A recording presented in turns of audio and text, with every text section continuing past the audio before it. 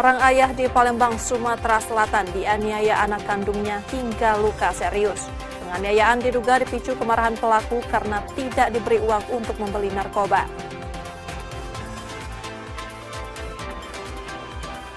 Kepala Staf Angkatan Darat memastikan tidak ada intervensi dalam proses hukum kasus kematian Prada Luki.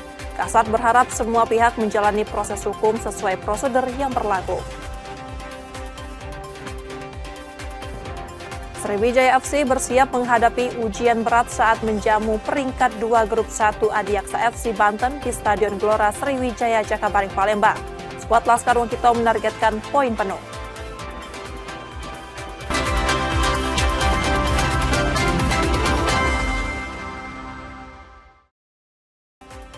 Selamat pagi saudara, apa kabar Anda hari ini? Seperti biasa kami akan membuka hari Anda dengan sejumlah laporan menarik dari Sumatera Selatan dan daerah lain di Sumatera bagian selatan.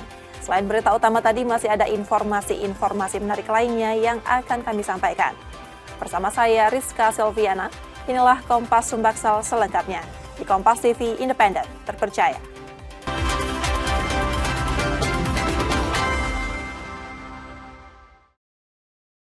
Kita awali informasi pertama, saudara. Seorang ayah di Palembang, Sumatera Selatan dianiaya anak kandungnya hingga luka serius. Penganiayaan diduga dipicu kemarahan pelaku karena tidak diberi uang untuk membeli narkoba. Dianiaya anak kandungnya, FA melaporkan KY ke Polrestabes Palembang Selasa 4 Oktober 2025 siang. Penganiayaan terjadi di rumah korban di kawasan Kalidoni. Dari laporan korban, pelaku awalnya meminta uang sebesar Rp500.000 hingga Rp1 juta yang diduga untuk membeli narkoba. Saat diminta uangnya tidak diberikan, pelaku lantas menjepit jari kelingking korban di pintu hingga luka serius, lalu mengusir korban dari rumah. Akibat peristiwa itu, korban ketakutan untuk kembali ke rumah karena penganiayaan sudah kerap dialaminya. Karena terindikasi narkoba, tapi tidak diberikan, kemudian bapaknya dipukul, terus tangannya dijepit di pintu, hampir putus tangan kelingking sebelah kanan. Sekarang diusir dari rumahnya. Jadi pelakunya sudah sering terjadi sebetulnya. Dugaannya mengonsumsi narkoba kan? Ya. Biasanya berkisar dari 500 sampai 2 juta. Korban berharap pelaku segera ditangkap agar ada efek jera. Yudi Kiswanto, Kompas TV, Palembang, Sumatera Selatan. Seorang pria di Palembang, Sumatera Selatan mengalami luka bakar setelah disiram cairan air keras rekan perempuannya. Aksi ini diduga dipicu persoalan asmara. Video yang beredar di media sosial memperlihatkan seorang pria berteriak kesakitan setelah disiram air keras di kawasan Gandus, Palembang. Peristiwa terjadi saat korban yang bekerja sebagai sopir pengangkut pasir berada di dalam mobil lalu didatangi pelaku yang merupakan rekan perempuannya. Akibat penyiraman air keras tersebut, korban mengalami luka bakar serius di tubuhnya.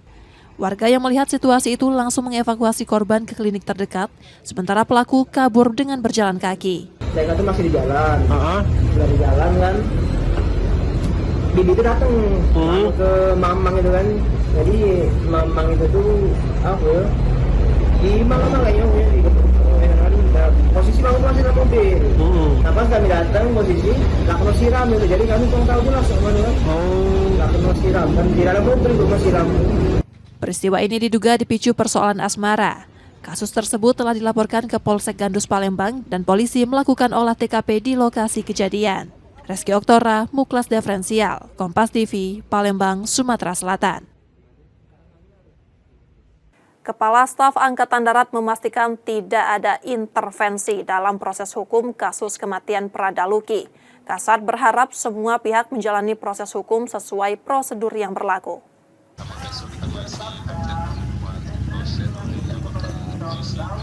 Kepala Staf Angkatan Darat Jenderal Maruli Simanjuntak memastikan tidak ada intervensi dalam proses hukum kasus kematian Prada Luki Saputra Namo di Pengadilan Militer 315 Kupang, Nusa Tenggara Timur.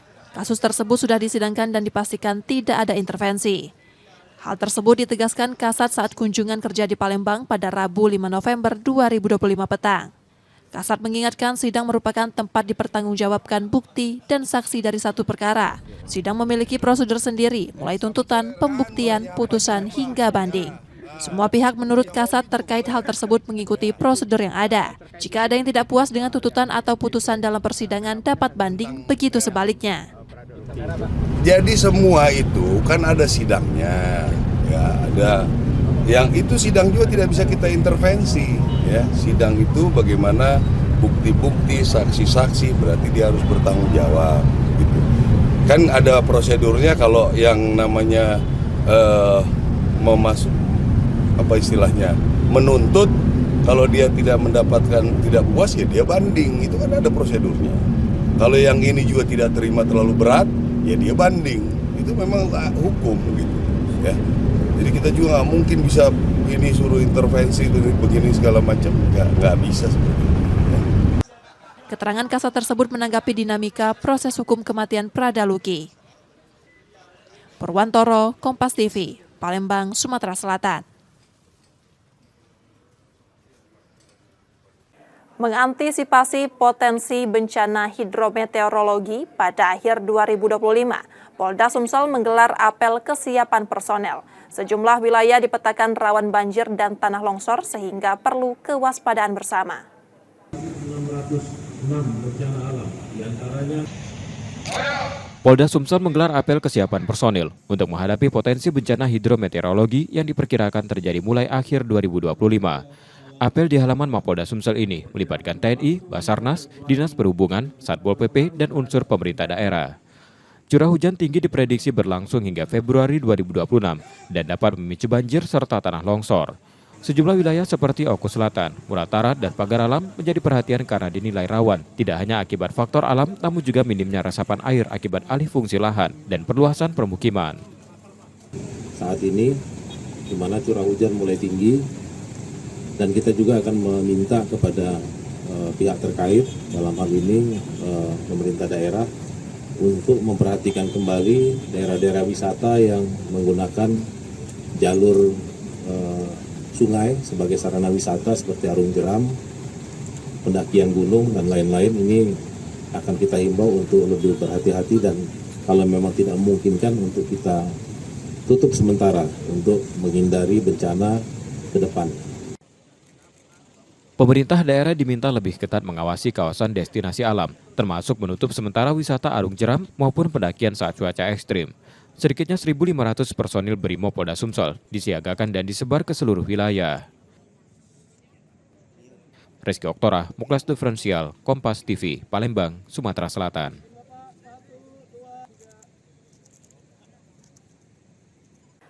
TNI AD menargetkan renovasi 3.000 rumah dinas prajurit setiap tahun sebagai upaya mempercepat pemenuhan hunian layak bagi seluruh prajurit hingga 2029.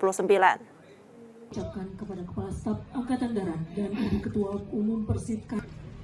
Kepala Staf TNI Angkatan Darat Jenderal Maruli Simanjuntak menegaskan renovasi 3.000 rumah dinas prajurit TNI AD setiap tahun. Target ini diharapkan dapat menjadikan seluruh rumah dinas prajurit layak huni pada 2029. Program renovasi rumah dinas menjadi salah satu prioritas nasional karena masih banyak rumah prajurit dalam kondisi rusak berat hingga ringan. Sejak menjabat Kasat pada November 2023, TNI AD telah merenovasi sekitar 4.000 rumah dinas prajurit di berbagai daerah.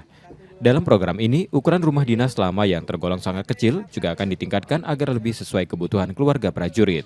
Hal ini penting mengingat masih ada rumah dinas bertipe 26 yang tidak memadai untuk keluarga dengan anak lebih dari satu. Anggaran renovasi rumah dinas berasal dari internal TNI AD dan tidak terkait dengan program perbaikan rumah tidak layak huni yang sedang digencarkan pemerintah untuk masyarakat umum. Kita sudah mulai akan berencana ya paling tidak 2.000 sampai 3.000 setiap tahun kita perbaiki.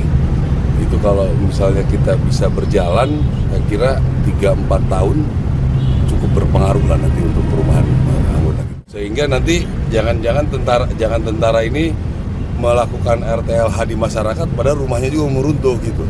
Ya, jadi kita bisa berimbang, nanti RTLH bisa melalui Pemda CSR, yang ini kita gunakan dari anggaran-anggaran kita. Itu tantangannya apa dalam prosesnya, Kasat? Saya kira nggak ada masalah ya, kita malah sekarang sudah merubah tipe-tipe rumahnya. Karena tipe rumah dulu ada yang sampai berapa, 26. Saya kira ini sudah tidak layak ya, tipe 26 untuk yang sudah keluarga.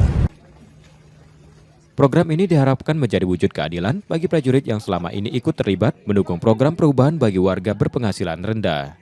Purwantoro, Kompas TV, Palembang, Sumatera Selatan. Setelah jeda, saudara, kami masih akan kembali dengan informasi dan sorotan menarik lainnya. Tetaplah bersama kami di Kompas Sumbaksal.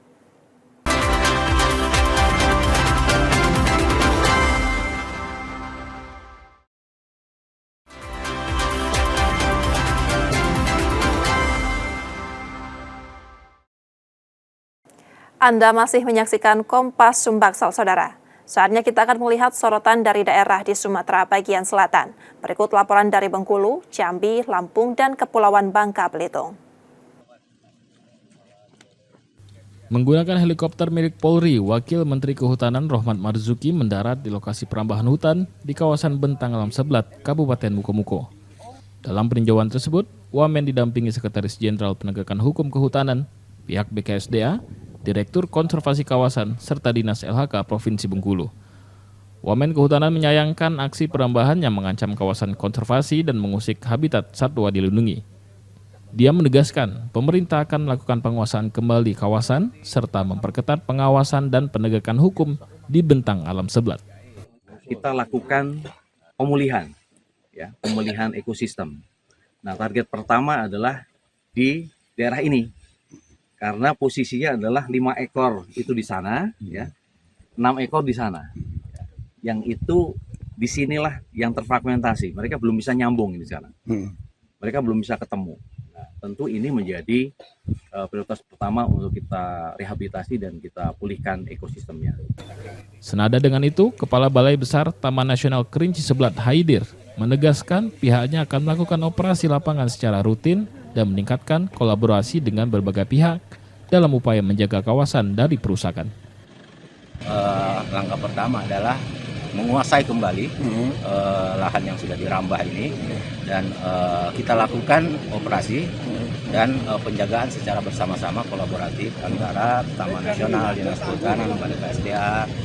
Tentu saja mungkin nanti akan di bawah Diding atau Komando Gakum Kehutanan ya. Itu untuk jangka pendek ya. Tindakan ini diharapkan mampu menekan aktivitas perambahan hutan dan melindungi habitat satwa langka agar tetap terjaga di alam. Gilang Triwibisono, Kompas TV, Bengkulu. Balai Wilayah Sungai Sumatera 7 mulai memetakan sejumlah daerah rawan bencana jelang musim penghujan di akhir tahun 2025. Untuk Provinsi Bengkulu, terdapat 3 wilayah yang masuk dalam kategori rawan bencana seperti banjir, tanah longsor, hingga abrasi pantai. Kota Bengkulu masuk dalam kategori rawan bencana karena wilayah ini kerap kali terdampak banjir setiap kali musim penghujan tiba. Selain itu, Kabupaten Bengkulu Utara dan Mukomuko turut masuk dalam kategori rawan bencana banjir, tanah longsor, hingga abrasi pantai di wilayah pesisir. Pemetaan wilayah rawan bencana dilakukan guna mengurangi resiko kerusakan infrastruktur dan memastikan kesiapan penanganan darurat. Bengkulu sendiri kalau dari banjir itu mungkin di kota Bengkulu. Terus kemudian kalau untuk jalannya dan pantai mungkin lebih ke utara di daerah Mukomuko dan Bengkulu Utara. Itu yang perlu kita waspadai. Kami sudah siap alat kami juga sudah ada di BWS. Kita punya kurang lebih sekitar 4 alat berat beko standar, terus kemudian kita juga punya mini amfibi. Menunjang proses evakuasi ketika terjadinya bencana, 15 unit alat berat seperti eksavator dan personil disiagakan. Bayazir Al-Raihan, Kompas TV, Bengkulu. Belasan rumah warga RT 5, Kelurahan Rawasari, Kecamatan Alam Rajo, Kota Jambi, ludes dilalap si jago merah beberapa hari lalu. Saat ini, warga terpaksa mengungsi di rumah tetangga. Sebagian warga mengungsi di aula RT. Pemerintah Kota Jambi berencana akan memperbaiki rumah terdampak kebakaran. Data sementara ada 19 kepala keluarga yang menjadi korban, dengan jumlah jiwa 53 orang. Warga kini mendapatkan bantuan dari pemerintah berupa makanan dan pakaian bagi anak sekolah. Dari RT kita siapkan, kita pergunakan posko bebas dari narkoba ini, aula ya, sebelumnya itu aula. Para korban semuanya di sini. Sebagian adalah yang sudah menepi ke rumah tetangga untuk sementara. Ini lagi diurus, lagi diverifikasi cepat oleh pemerintah kota, provinsi untuk masalah rumah, terus masalah yang mereka butuhkan ya, pokoknya untuk sementara ini dari pemerintah dipersiapkan untuk kebutuhan hari-hari menjelang verifikasi dari pemerintahan. Korban berharap pemerintah membantu perbaikan rumah yang terdampak. Korban mengaku tidak sempat menyelamatkan barang berharga saat kejadian karena mencari anak-anak masing-masing.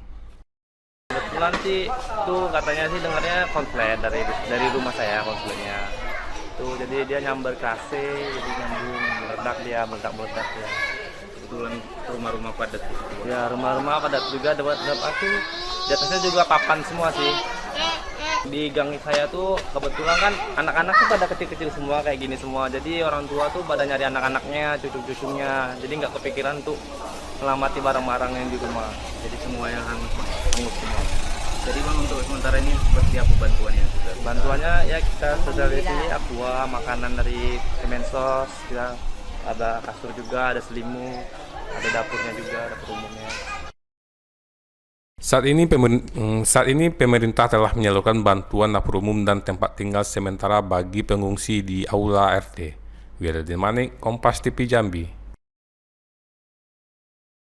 Ditreskrimsus Polda Jambi menetapkan 2 sopir truk tangki sebagai tersangka dalam kasus BBM ilegal. Keduanya ditangkap di lokasi yang berbeda, masing-masing di Kabupaten Muaro Jambi dan Kota Jambi.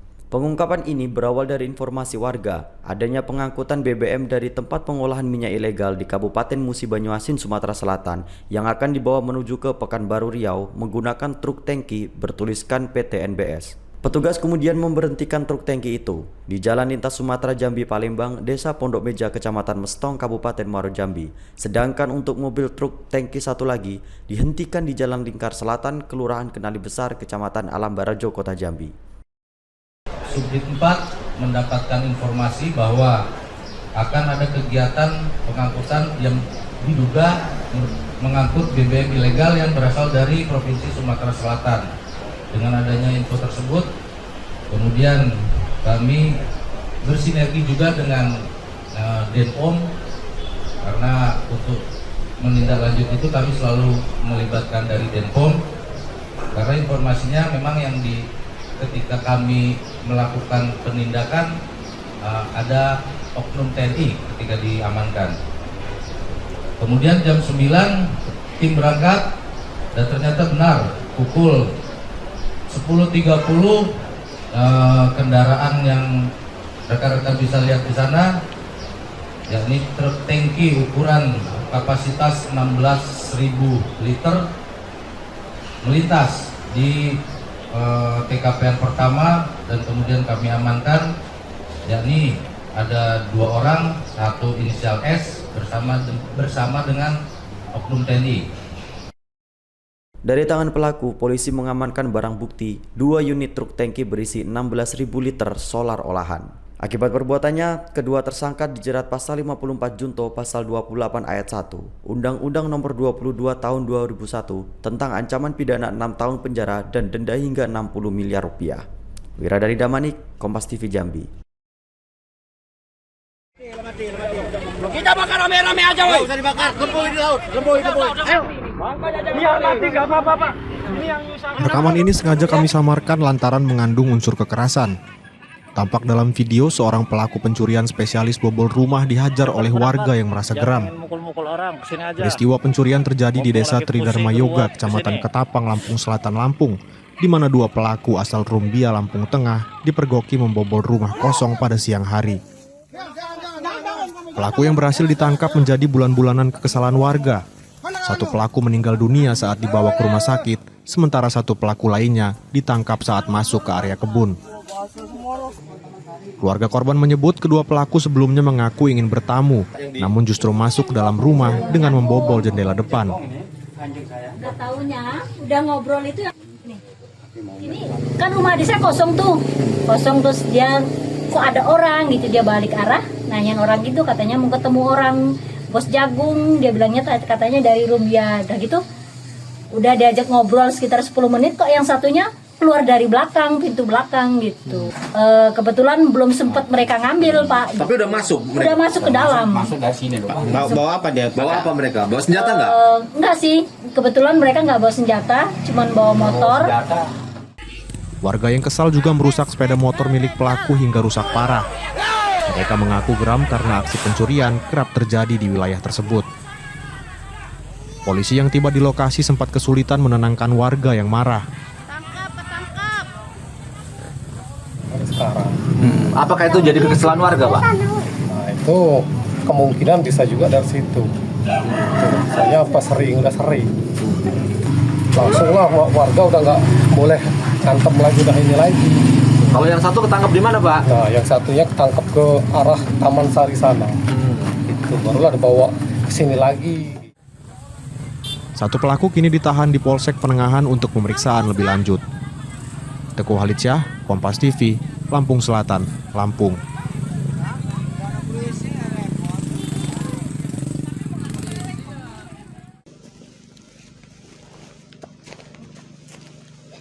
Petugas pemadam kebakaran dan penyelamatan Kota Bandar Lampung berjibaku memadamkan api di tempat pembuangan akhir sampah Bakung, Teluk Betung Timur pada Selasa siang kemarin. Api diduga muncul dari aktivitas warga yang membakar sampah dan meninggalkannya dengan kondisi angin kencang. Api pun cepat merambat ke area sampah lainnya. Petugas berhasil memadamkan api dan melakukan penyisiran guna memastikan benar-benar aman. Jadi benar tadi terjadi kebakaran di TPA Bakung dari pukul, kita terima laporan pukul 9.48 pagi hari. Saya keterangan saksi mata warga yang melaporkan ke Dinas Damkar bahwasanya ada aktivitas membuang puntung rokok di lokasi tersebut yang sehingganya menyebabkan terjadinya. Warga yang tinggal di kawasan TPA Bakung, Bandar Lampung diimbau untuk tidak melakukan aktivitas membakar sampah yang dinilai cukup membahayakan. Roma Fiaidam, Kompas TV, Lampung. Patroli di sekitar wilayah perairan Kepulauan Bangka Belitung kini semakin gencar dilakukan. Langkah ini bertujuan untuk mencegah upaya penyelundupan dan distribusi hasil tambang ilegal yang memanfaatkan jalur laut. Diketahui, selama ini wilayah perairan Bangka Belitung kerap dimanfaatkan sebagai jalur penyelundupan hasil timah ilegal. Hal ini merupakan bentuk respon atas instruksi Presiden untuk memberantas tambang ilegal. Untuk melaksanakan tugas pokok kita, tentu dalam mendukung kegiatan yang dilaksanakan oleh Presiden. Antaranya adalah menjaga keselamatan dan keamanan pelayaran. Karena disinyalir kegiatan illegal mining ini menggunakan sarana kapal, sehingga kita ditugaskan untuk memperkuat keamanan dan keselamatan pelayaran di wilayah perairan Bangka Belitung. Tentu diharapkan dengan adanya patroli ini dapat memberantas penyelundupan timah ilegal melalui jalur laut. Nanda Diansah, Kompas TV, Pangkal Pinang, Kepulauan Bangka Belitung. Demikian tadi saudara sorotan dari Bengkulu, Jambi, Lampung, dan Kepulauan Bangka Belitung. Setelah jeda kami masih akan kembali dengan informasi menarik lainnya. Tetaplah bersama kami di Kompas Sumbaksel.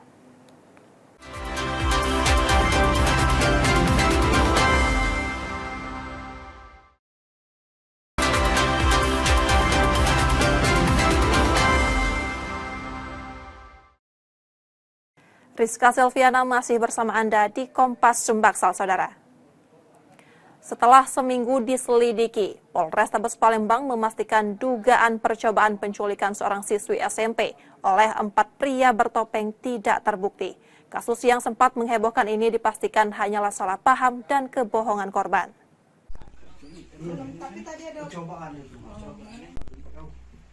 Kasus dugaan percobaan penculikan siswi SMP EA di Palembang yang sempat menghebohkan kini dipastikan tidak benar.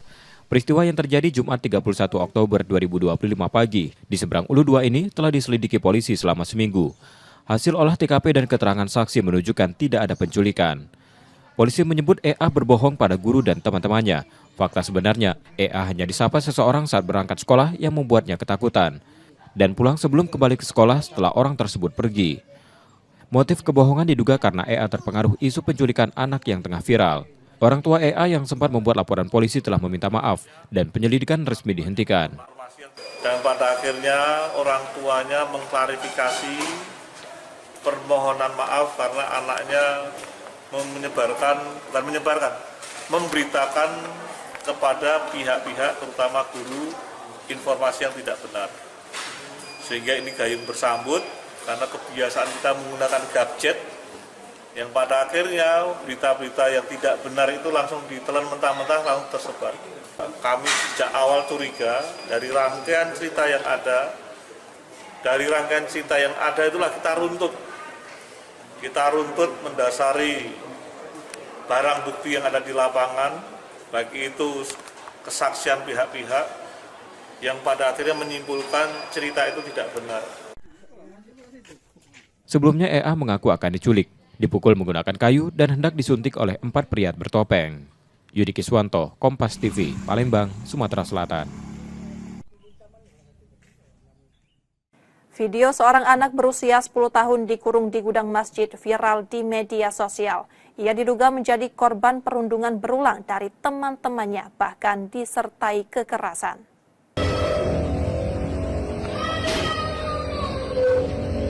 Lihat aku, kamu dari sini. Video seorang anak dikurung di gudang masjid di kawasan Sematang Borang, Palembang viral di media sosial. Anak berinisial S berusia 10 tahun diduga menjadi korban perundungan teman sebayanya saat bermain di sekitar masjid.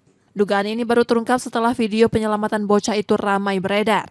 Korban sebelumnya tidak pernah menceritakan perlakuan tersebut pada orang tuanya. Diduga peristiwa serupa sudah lebih dari sekali terjadi dan bahkan disertai kekerasan. Kita masih menunggu itikat baik seperti apa, karena dari pihak Korea juga akan lagi berembuk lah. Yang pasti dari kita juga kaget juga, baru sore ini juga kan ngomong kalau bukan cuma itu, bukan kali pertama, tapi sudah beberapa kali bahkan sempat pemukulan dan lain.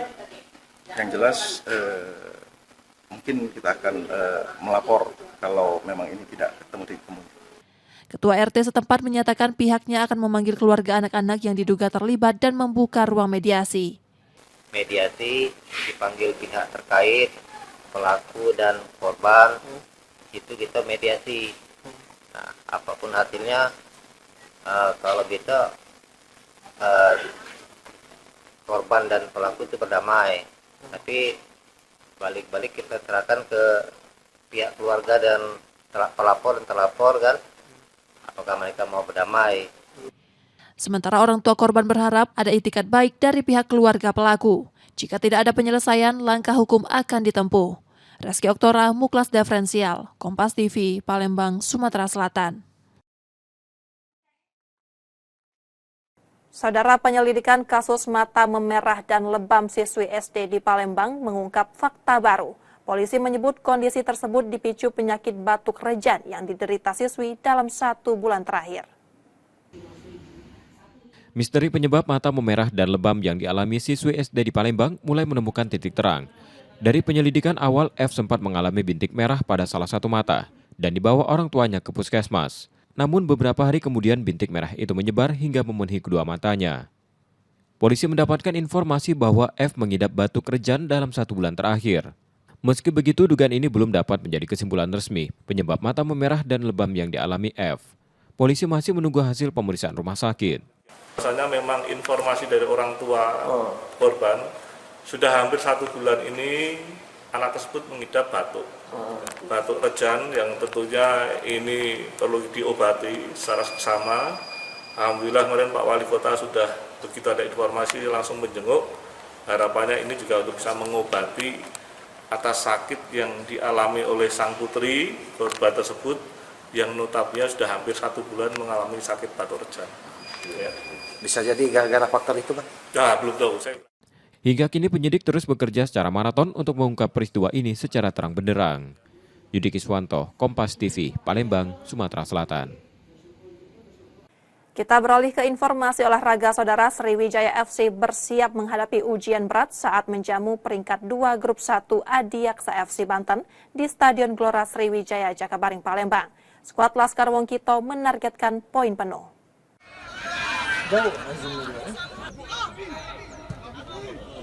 Laga sengit akan tersaji di Stadion Gelora Sriwijaya Jakabaring, Palembang saat Sriwijaya FC menjamu Adiaksa FC Banten pada Jumat 7 November 2025 sore. Jelang pertandingan, pelatih Sriwijaya FC Budi Sudarsono telah mengevaluasi performa tim pasca laga terakhir kontra Sumsel United akhir pekan lalu. Meski bermain di kandang, Budi menekankan kewaspadaan penuh terhadap Adiaksa FC Banten yang saat ini menempati posisi kedua klasemen sementara grup 1. Alhamdulillah siap. Tapi memang anak-anak dari poin itu aja sudah termotivasi untuk pertandingan. Jadi motivasinya oke, menurut saya juga. Tadi latihan kelihatan kan, happy istilahnya. Ya, seperti itulah. Sriwijaya FC saat ini berada di peringkat 10 klasemen sementara grup 1 dengan 2 poin dari 8 pertandingan. Nur Muhammad, Kompas TV, Palembang, Sumatera Selatan.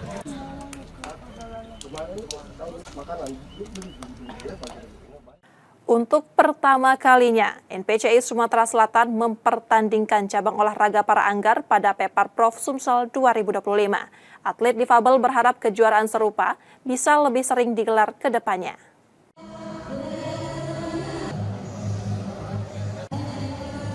Cabur para anggar resmi dipertandingkan untuk pertama kalinya pada Pekan Paralimpik Sumatera Selatan ke-5 2025. Meski baru dibuka, antusiasme cukup tinggi dengan 43 atlet difabel dari 9 kabupaten dan kota turut ambil bagian.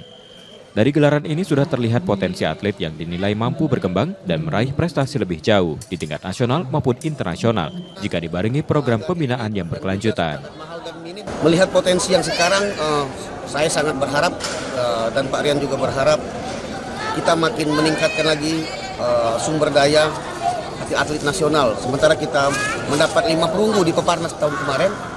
Dengan inilah inisiatif Varian ingin mengembangkan lagi supaya atlet-atlet andalan akan timbul dari Sumatera Selatan. Para atlet berharap kejuaraan serupa bisa lebih sering digelar di masa mendatang. Lumayan susah, ada enggaknya. Sepertinya sering digelar setiap tahun. Untuk teknis pertandingan, regulasinya hampir sama dengan anggar pada umumnya. Hanya saja para atlet difabel bertanding di atas kursi khusus yang disiapkan. Nur Muhammad, Kompas TV, Musi Banyuasin, Sumatera Selatan.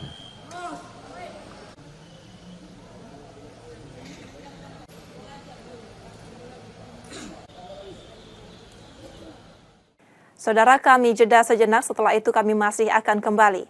Tetaplah bersama kami di Kompas Sumbaksal.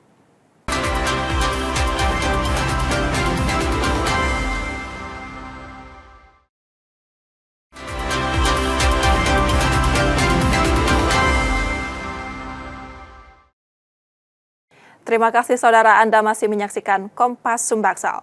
Jika Anda tidak sempat menyaksikan sorotan utama kami, berikut laporan utama Kompas Sumbaksal hari ini.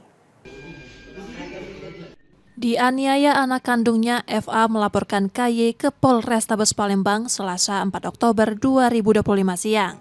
Penganiayaan terjadi di rumah korban di kawasan Kalidoni. Dari laporan korban, pelaku awalnya meminta uang sebesar Rp500.000 hingga Rp1 juta yang diduga untuk membeli narkoba. Saat diminta uangnya tidak diberikan, pelaku lantas menjepit jari kelingking korban di pintu hingga luka serius, lalu mengusir korban dari rumah. Akibat peristiwa itu, korban ketakutan untuk kembali ke rumah karena penganiayaan sudah kerap dialaminya. Karena terindikasi narkoba, tapi tidak diberikan, kemudian bapaknya dipukul, terus tangannya dijepit di pintu, hampir putus tangan kelingking sebelah kanan. Sekarang diusir dari rumahnya. Pelakunya sudah sering terjadi sebetulnya. Dugaannya mengonsumsi narkoba kan? Ya. Biasanya berkisar dari 500 sampai 2 juta. Korban berharap pelaku segera ditangkap agar ada efek jera. Yudi Kiswanto, Kompas TV, Palembang, Sumatera Selatan.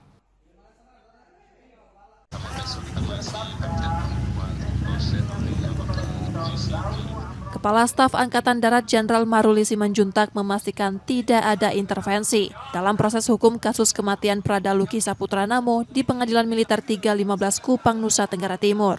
Kasus tersebut sudah disidangkan dan dipastikan tidak ada intervensi. Hal tersebut ditegaskan Kasat saat kunjungan kerja di Palembang pada Rabu 5 November 2025 petang. Kasat mengingatkan sidang merupakan tempat dipertanggungjawabkan bukti dan saksi dari satu perkara. Sidang memiliki prosedur sendiri, mulai tuntutan, pembuktian, putusan, hingga banding. Semua pihak menurut Kasat terkait hal tersebut mengikuti prosedur yang ada. Jika ada yang tidak puas dengan tuntutan atau putusan dalam persidangan dapat banding, begitu sebaliknya. Jadi semua itu kan ada sidangnya, ya ada. Yang itu sidang juga tidak bisa kita intervensi, ya. Sidang itu bagaimana bukti-bukti, saksi-saksi, berarti dia harus bertanggung jawab. Gitu. Kan ada prosedurnya kalau yang namanya menuntut, kalau dia tidak mendapatkan, tidak puas ya dia banding, itu kan ada prosedurnya. Kalau yang ini juga tidak terima terlalu berat, ya dia banding. Itu memang hukum gitu, ya. Jadi kita juga nggak mungkin bisa ini suruh intervensi begini segala macam, nggak bisa seperti itu. Ya. Keterangan Kasat tersebut menanggapi dinamika proses hukum kematian Pradaluki. Purwantoro, Kompas TV, Palembang, Sumatera Selatan.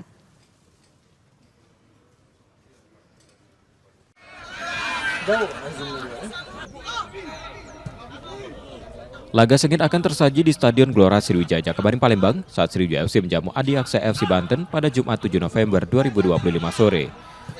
Jelang pertandingan, pelatih Sriwijaya FC Budi Sudarsono telah mengevaluasi performa tim pasca laga terakhir kontra Sumsel United akhir pekan lalu. Meski bermain di kandang, Budi menekankan kewaspadaan penuh terhadap Adiaksa FC Banten yang saat ini menempati posisi kedua klasemen sementara grup 1.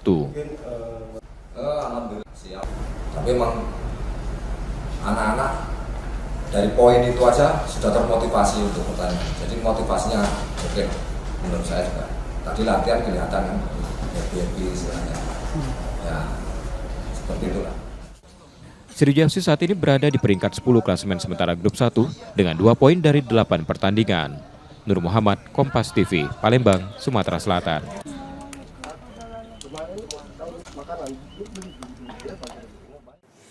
Informasi tadi saudara menjadi akhir dari Kompas Sumbaksel hari ini. Tetap saksikan konten lokal di Kompas TV setiap hari, mulai pukul 4.30 hingga 7 pagi. Saudara, media adalah pilar yang menjaga keseimbangan informasi. Dengan menonton program berita Kompas Sumbaksel, Anda membantu memastikan media terus ada, menyajikan berita yang dapat dipercaya.